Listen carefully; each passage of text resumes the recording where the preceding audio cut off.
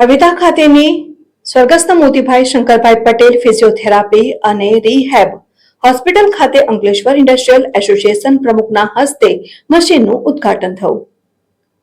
ઝઘડિયા તાલુકાના અવિધા ગામ ખાતે આજથી 60 વર્ષ પહેલા આરોગ્યવર્ધક મંડળ અવિધા દ્વારા સ્વર્ગસ્થ મોતીભાઈ શંકરભાઈ પટેલ હોસ્પિટલનો પ્રારંભ કરવામાં આવ્યો હતો.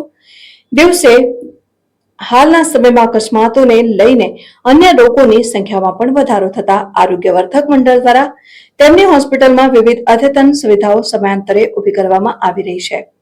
આજરોજ આરોગ્યવર્ધક મંડળ અવિધા સંચાલિત સ્વર્ગસ્થ મોતીભાઈ શંકરભાઈ પટેલ ફિઝિયોથેરાપી અને રીહેબ હોસ્પિટલ ખાતે અંકલેશ્વર ઇન્ડસ્ટ્રી એસોસિએશનના પ્રમુખ હિંમતભાઈ શેલડિયાના હસ્તે ડિજિટલ એક્સ-રે મશીનનું ઉદ્ઘાટન કરવામાં આવ્યું હતું.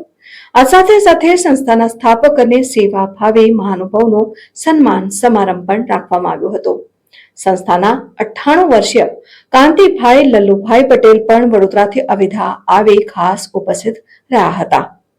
સંસ્થાના પ્રમુખ કિરીટભાઈ બી પટેલ દ્વારા સંસ્થાના 60 વર્ષના ઉતાર ચઢાવથી ઉપસ્થિત સૌને વાકેફ કર્યા હતા અને તેમના દ્વારા લક્ષ્યમાં લેવાયેલા મહિલાઓ યુવાનો માટેની વિવિધ યોજનાઓ આવનારા સમયમાં અવિધા ગામ ખાતે ઊભી કરવામાં સૌના સહકારની અપેક્ષા વ્યક્ત કરાઈ હતી. આ પ્રસંગે અવિધા ગામના વડોદરા, અમદાવાદ, ભરૂચ ખાતે રહેતા આગેવાનો, ગ્રામજનો ખાસ ઉપસ્થિત રહ્યા હતા.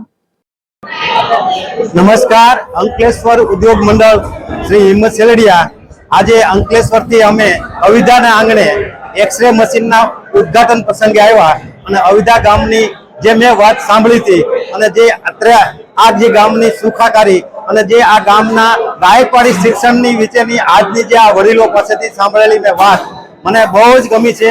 અને અંકલેશ્વર ઉદ્યોગ મંડળ જે અત્યારે પર્યાવરણ, શિક્ષણ અને આરોગ્યની દ્રષ્ટિએ જે કામ કરે છે એના કરતા આ ગામ અંકલેશ્વરની બાજુમાં આવેલું અવિધા ગામ પણ જો આરોગ્યની દ્રષ્ટિએ આટલું બધું આગળ વધેલું હોય તો આ લાગણી અને દિલની માગણી આજે છે.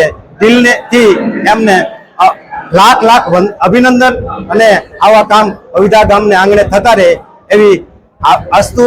આભાર. જય ભારત, જય હિન્દ.